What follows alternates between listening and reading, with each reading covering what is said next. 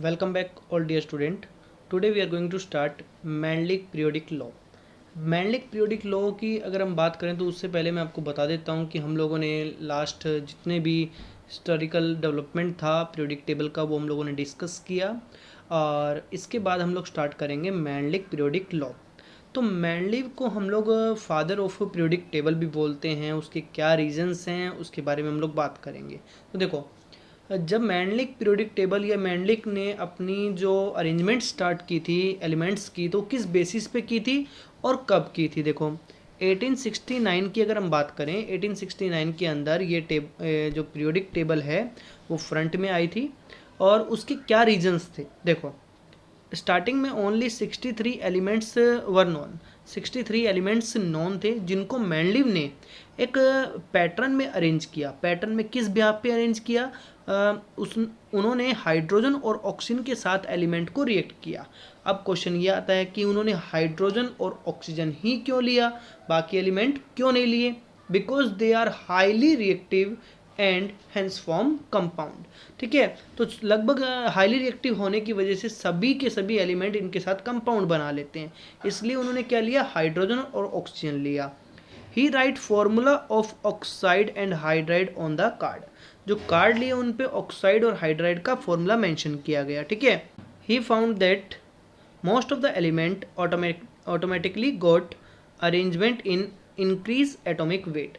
Atomic weight जो actual में तो मेंडलीव ने इंक्रीजिंग एटॉमिक वेट के अकॉर्डिंग अरेंज किया था.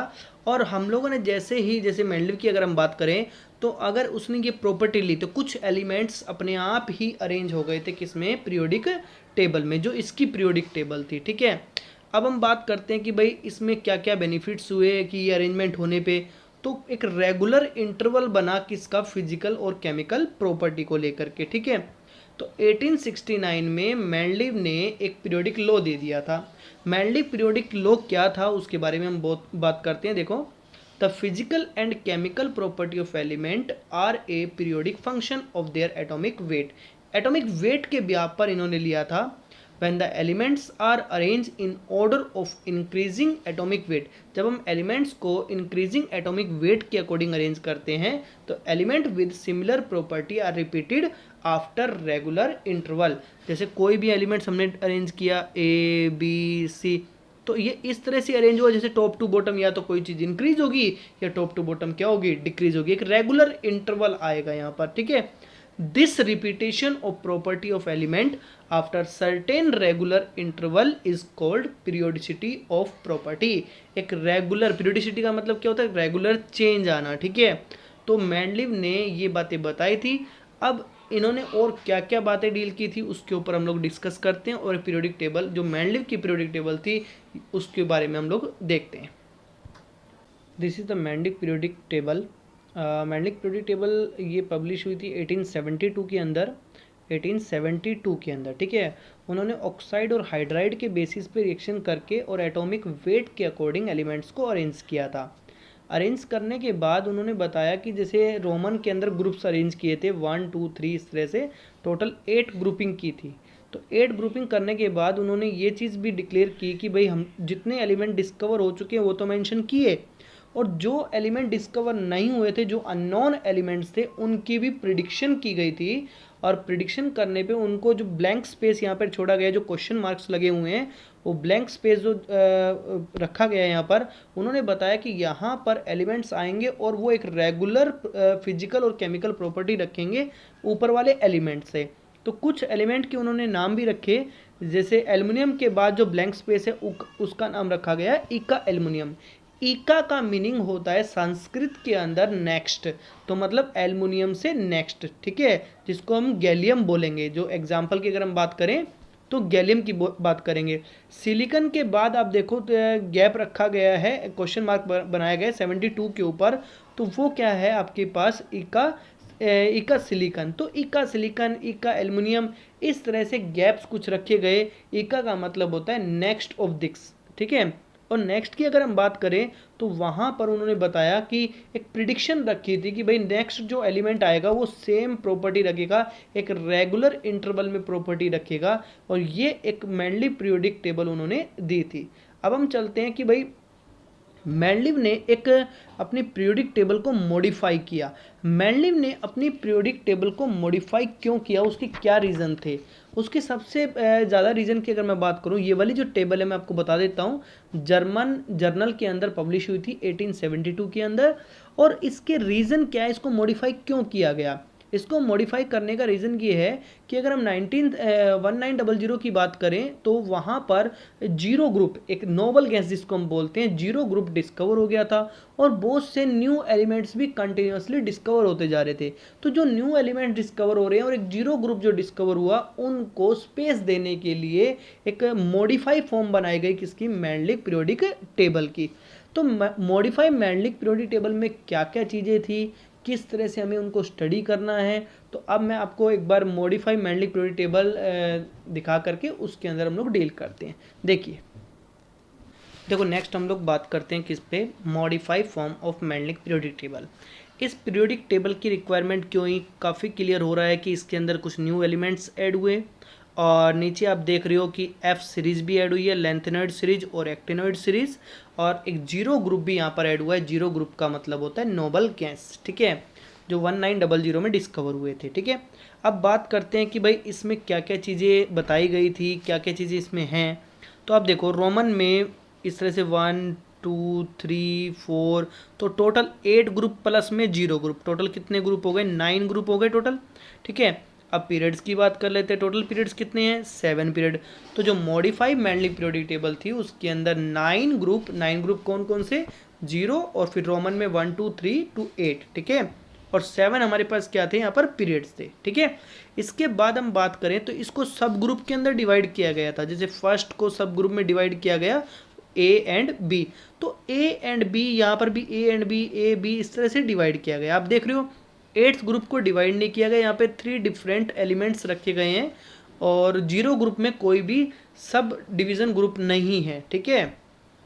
अब देखो 7 हॉरिजॉन्टल रो है जिसको हम लोग पीरियड बोलते हैं। हॉरिजॉन्टल रोज को क्या बोलते हैं? हम पीरियड बोलते हैं। और वर्टिकल को क्या बोलते हैं? हम लोग ग्रुप्स बोलते हैं। तो 9 ग्रुप्स हो गए और 7 पीरियड्स हो चुके हैं। अब इसके अंदर हम बात करते हैं कि भाई हमने ए और बी के अंदर क्यों डिवाइड किया? क्योंकि ए वाले ग्रुप्स की प्रॉपर्टी सेम थी और बी वाले की भी सेम थी। मतलब ए और बी जो है वो अलग अलग डिवीजन में आ गए और ए की प्रॉपर्टी अलग और बी की प्रॉपर्टीज क्या थी? अलग।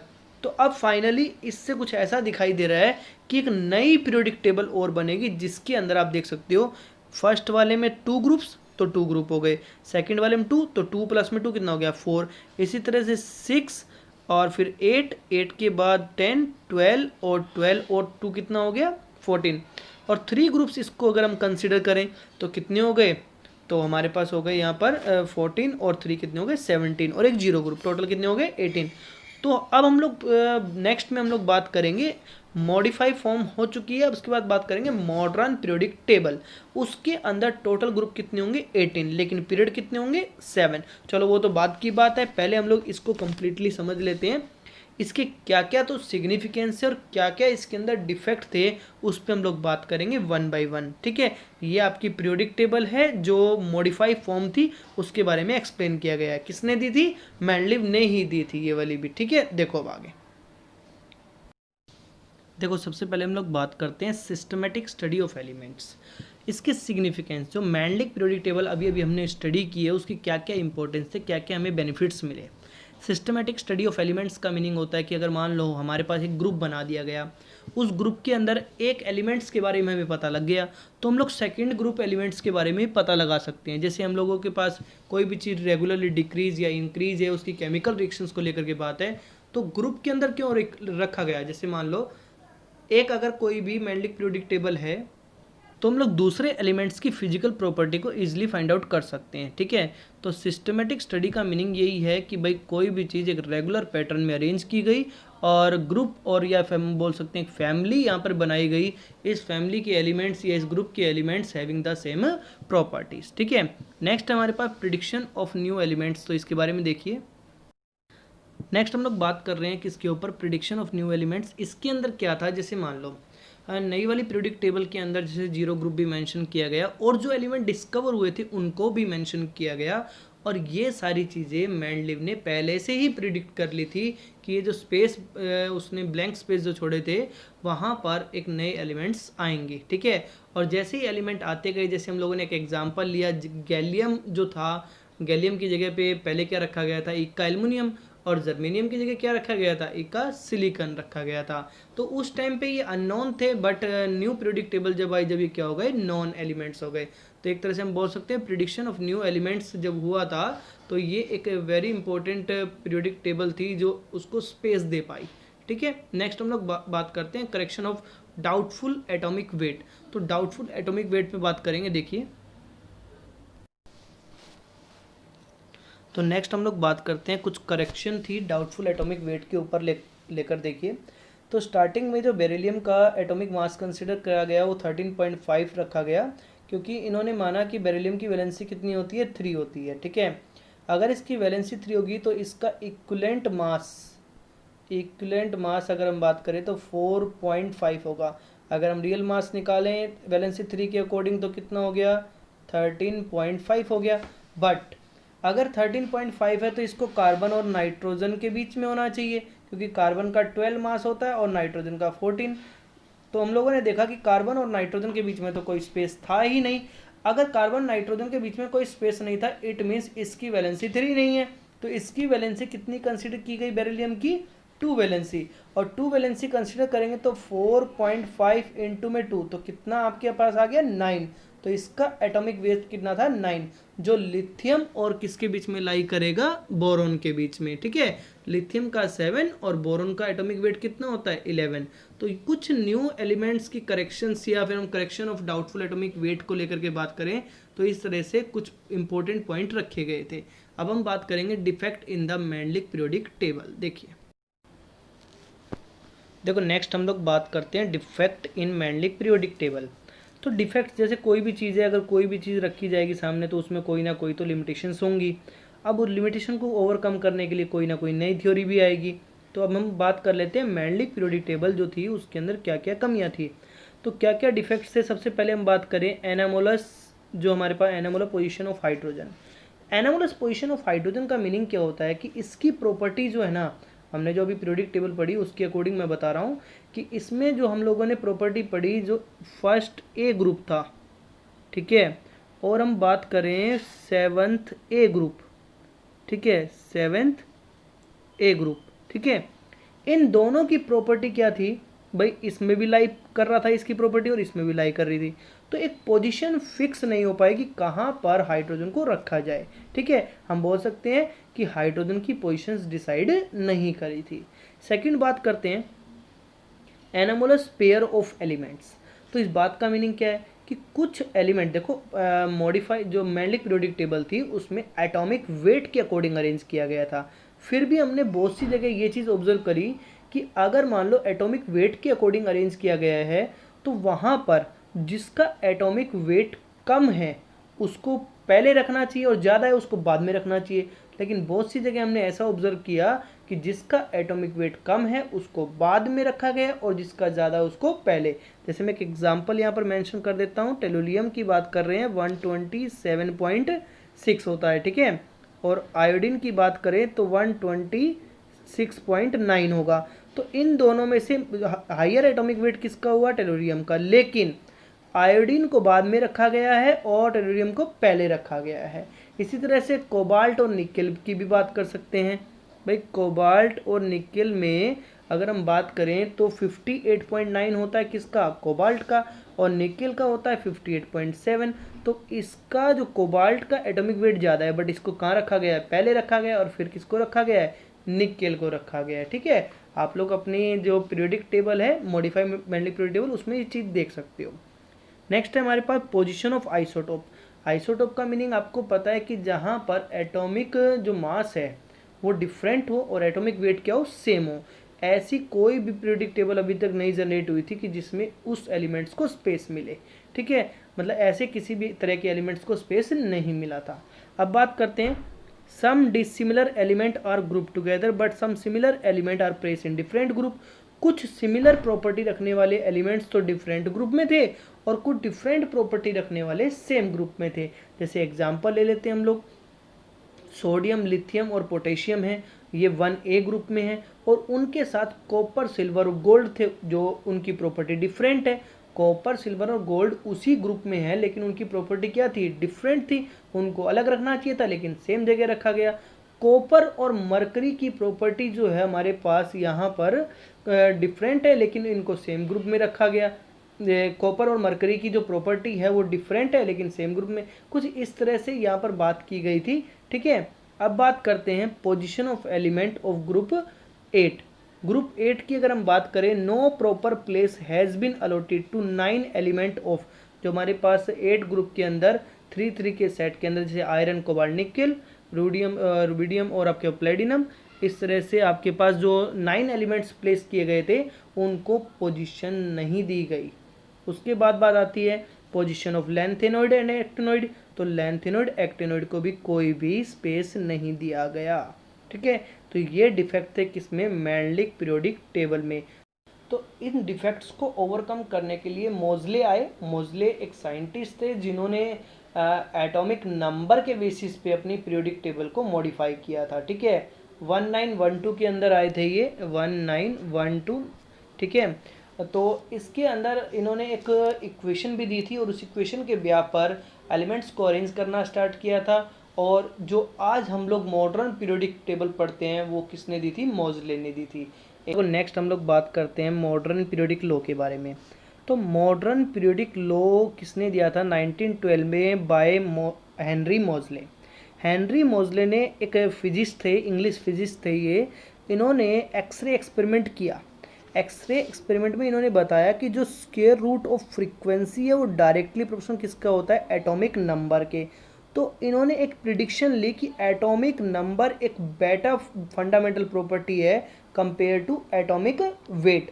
तो इन्होंने सजेस्ट किया कि पीरियोडिक टेबल को क्लासिफाई करने के लिए एटॉमिक नंबर लेना चाहिए, ना कि एटॉमिक वेट। तो फाइनली इन्होंने एक मॉडर्न पीरियोडिक लॉ दिया on the basis of atomic number. अब एटॉमिक नंबर के बेसिस पे मॉडर्न पीरियोडिक लॉ के अंदर एलिमेंट्स को अरेंज किया गया विद रेगुलर इंटरवल ऑफ जो फिजिकल और केमिकल प्रॉपर्टी है उसके ब्याह पे एलिमेंट्स को अरेंज किया गया। अब जो मॉडर्न पीरियोडिक टेबल है, जब तक बहुत से एलिमेंट्स और डिस्कवर हो गए थे 1912 के अंदर, तो फाइनली उन एलिमेंट्स को अरेंज किया गया। और अरेंज करने के बाद वो पीरियोडिक टेबल अब भी, आज भी अगर हम बात करें तो काफ़ी एलिमेंट्स डिस्कवर हो रहे हैं, उनको स्पेस मिलता जा रहा है, ठीक है। अब हम बात करते हैं कि जो हमारे पास कुछ अननोन एलिमेंट्स थे उनको हमने किस तरह से नेमिंग करी, और एक्चुअल में जो मॉडर्न पीरियोडिक टेबल है वो कैसी थी या क्या था उसके अंदर, देखिए। तो ये हम लोगों के पास है long form of the periodic table, जिसको मॉडर्न पीरियोडिक टेबल भी बोल सकते हैं। आप देख रहे हो कि ऊपर जो हमारे पास ओल्ड ग्रुप है, ओल्ड ग्रुप के नंबर्स हैं 1A, 2A, 3B, 4B, 5B, 6B, 7B, 8 के अंदर 8, 9, 10 ग्रुप मेंशन किए हुए हैं, 1B, 2B, इस तरह से मेंशन किया हुआ है। तो नीचे देख रहे हो कि मॉडर्न ग्रुप है 1 to 18। तो ये आपके पास एक काफ़ी क्लियरिटी हुई है कि भाई यहाँ पर मॉडर्न पीरियोडिक टेबल में क्या क्या अमेंडमेंट किए गए थे। एक तो ग्रुप्स अलग कर दिए गए थे, एस ब्लॉक का अलग ग्रुप, एस में देखो हम लोग ग्रुप नंबर 1 और ग्रुप नंबर 2 एस ब्लॉक में मेंशन, ये सब एटॉमिक नंबर के ब्याह पर अरेंज किया गया था। अब हम बात कर रहे हैं जैसे नेक्स्ट देखो यहाँ पर हम लोगों के पास है ग्रुप नंबर 3 से लेकर के 12 तक ये डी ब्लॉक है। कौन सा ब्लॉक है, डी ब्लॉक।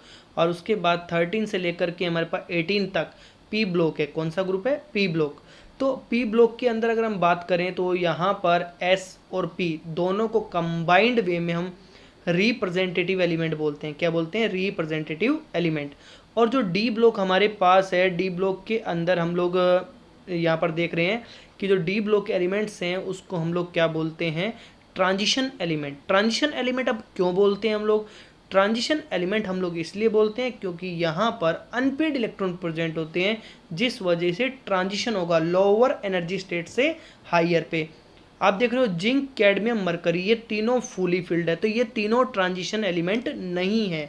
अब हम बात करें इसके अंदर कि भाई यहाँ पर जो 57 के बाद 58 एफ ब्लॉक में गया और 89 के बाद 90 एफ ब्लॉक में गया, तो ट्रांजिशन एलिमेंट से ही निकले हैं ना ये, तो इनको बोलते हैं इनर ट्रांजिशन एलिमेंट। क्या बोलते हैं, इनर ट्रांजिशन एलिमेंट। अब आप देख रहे हो कि ये डार्क लाइन से रिप्रेजेंट किया गया है मेटल और नॉन मेटल को।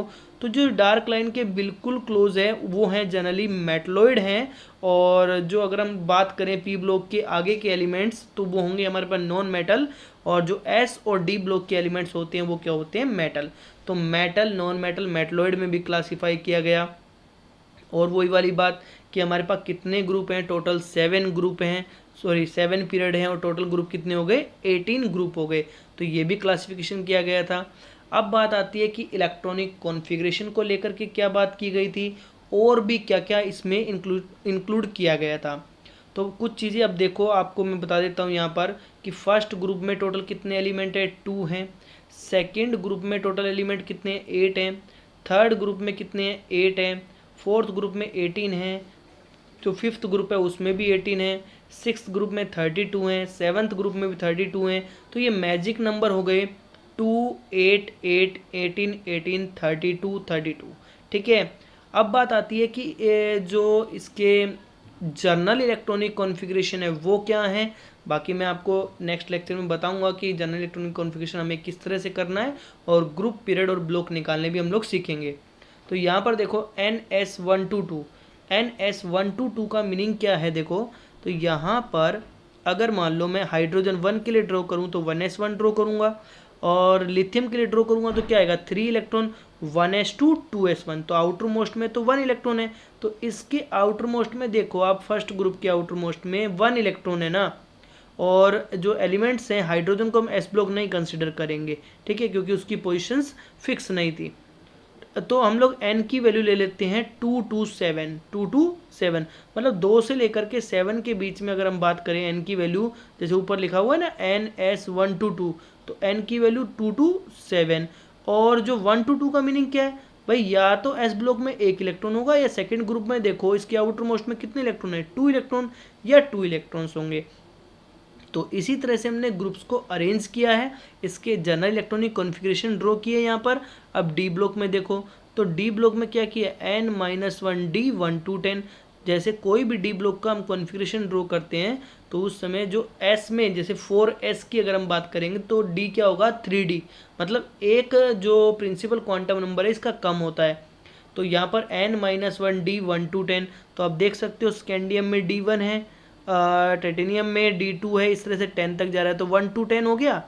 अब NS0 to 2 का मीनिंग क्या है, तो 0 to 2 के मीनिंग में देखो आप लोग, यहाँ पर कोई ऐसा एलिमेंट है जिसके अंदर S में कितना हो, 0 हो, और फिर 1 और फिर 2। तो देखो यहाँ पे हम लोग बात करते हैं, इसमें देखिए प्लेटिनम में देखो 5s0 है ना, तो S0 से लेकर के 2 तक कैसे होगा, देखो कॉपर में 1 है S, और कोबाल्ट में देखो 2 है। तो आपने देखा 0 से लेकर के 2 तक इस पूरे कॉन्फ़िगरेशन में मेंशन हो सकता है। तो this is the general electronic configuration of D block element. ठीक है, नेक्स्ट हम लोग बात कर रहे हैं इसी में ही, देखो आगे पी ब्लॉक को लेकर के। तो पी ब्लॉक में बोरोन में देखो आउटर मोस्ट में 1 इलेक्ट्रॉन है, और एस के अंदर 2 हैं। तो हम क्या करेंगे यहाँ पर, ये पी ब्लॉक का जो कॉन्फ़िगरेशन है इसको और बेटर कर सकते हैं हम लोग, NS2 NP126। 1 to 6 कैसे है, बोरोन में 1 है, कार्बन में आउटर मोस्ट में 2 है, नाइट्रोजन में 3 है, इस तरह से चलता रहेगा। अब यहाँ पर अगर मैं बात करूँ n की वैल्यू कितनी होगी, तो n की वैल्यू 2 से लेकर के 7 तक होगी। ठीक है, अब देखो अब हम बात करते हैं यहाँ पर डी ब्लॉक में n की वैल्यू क्या होगी, तो यहाँ पर होगी 4 to 7, 4 to 7, या तो 4 होगा या 5 होगा या 6 होगा। अब हम एफ ब्लॉक की बात कर लेते हैं जनरल इलेक्ट्रॉनिक कॉन्फ़िगरेशन को लेकर के। तो आप देख रहे हो n-2 0 to 14, n-1 d 0 to 1, और ns कितना आएगा 2। तो f ऑर्बिटल स्टार्ट होता है 4 से, तो d ऑर्बिटल f के अंदर कितना होगा 5, और s कितना होगा 6, क्योंकि n-2f है ना, n-2f यहाँ पे आप लोग कर सकते हो 0 to 14। तो यहाँ पर अगर मैं n की वैल्यू 6 लूँगा तो d की 5 आएगी, और n-2 का कितना आएगा 4। तो यहाँ देख रहे हो 4f 1 to 14, 5d 0 to 1 और 6s2। तो 4 से स्टार्ट होता है, 4, 5, 6। ठीक है, इतना ही होगा, और 4 और 5 ही मेंशन करेंगे हम यहाँ पर जनरली। ठीक है, तो ये था कुछ जनरल इलेक्ट्रॉनिक कॉन्फ़िगरेशन। अब मैं बात कर लेता हूँ, जैसे यहाँ पर नीचे 113 एलिमेंट के अंदर UUT लिखा हुआ है, UUQ लिखा हुआ है, UUP लिखा हुआ है, इस बात का मीनिंग क्या है? तो देखिए इस बात का मीनिंग क्या है। देखो हम लोग बात करते हैं कि आयोपेक नोमेनक्लेचर ऑफ एलिमेंट्स किस तरह से करेंगे। जीरो को हम लोग लिखते हैं यहाँ पर नील, ठीक है, और 1 को लिखेंगे हम लोग अन, 2 को लिखेंगे हम लोग बाई, 3 को मेंशन करेंगे ट्राई, 4 को क्वेड, 5 को पेंट, 6 को मेंशन करेंगे हम लोग हेक्स,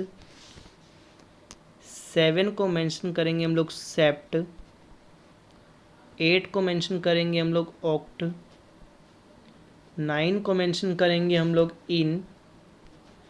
अब मान लो हम लोगों को नेम मेंशन करने हैं यहाँ पर, जैसे 111 मेंशन करना है, 111 या 111 का हमें मेंशन करना है नेम, तो क्या करेंगे अनियम, ठीक है। इस तरह से हम नेम मेंशन कर सकते हैं। जैसे 101 का करना है तो नील अनियम, ठीक है। इस तरह से हम लोग इनके नेम मेंशन कर सकते हैं। जो ऑलरेडी डिस्कवर नहीं थे उनके नेम इस तरह से मेंशन किए गए थे। अब इसका अगर हम लोग एब्रिविएशन करें तो क्या होगा, यू और यहाँ पे क्या होगा UNU, ठीक है। इस तरह से हम लोग एब्रिविएशन भी कर सकते हैं इनका। अब हम लोग आगे बात करेंगे भाई क्या रीज़न है इसकी पीरियोडिसिटी का और किस तरह से इन एलिमेंट्स को अरेंज किया गया। जैसे मैंने ऑलरेडी डिस्कस किया कि कितने ग्रुप होते हैं, कितने पीरियड्स होते हैं, उसके बारे में मैंने डिस्कस किया था अभी। अब हम बात करते हैं कॉज ऑफ पीरियोडिसिटी। पीरियोडिसिटी का क्या रीज़न है, एक कंटिन्यूसली वेरिएशन इन प्रॉपर्टीज़ किस तरह से आ रहा है, देखिए एक बार। देखो मेन रीज़न क्या है पीरियोडिसिटी को लेकर के, तो यहाँ पर ये बात की गई है कि भाई अगर मान लो the cause of periodicity in property in the repetition of similar outer electronic configuration. यहाँ पर भी 1 है आउटर मोस्ट में, ये भी 1 है, ये भी 1 है, ये भी 1 है और ये भी 1 है। तो इनके सभी में आउटर मोस्ट में कितने इलेक्ट्रॉन है, 1 इलेक्ट्रॉन है।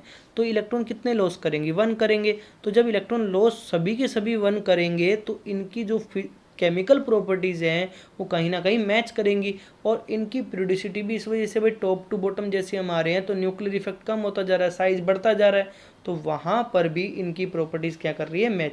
तो मेजर बात ये है कि भाई इनके आउटर मोस्ट में क्या है, सेम इलेक्ट्रॉन, या तो लॉस सेम करें या गेन सेम करें तो वो एक ही ग्रुप में लाई करेंगे, ठीक है। तो बाकी चीज़ें अगर हम बात करें कि भाई इसके स्ट्रक्चर फीचर की बात करें तो हम लोग बात कर चुके हैं भाई कितने पीरियड होंगे, कितने ब्लॉक होंगे, ठीक है।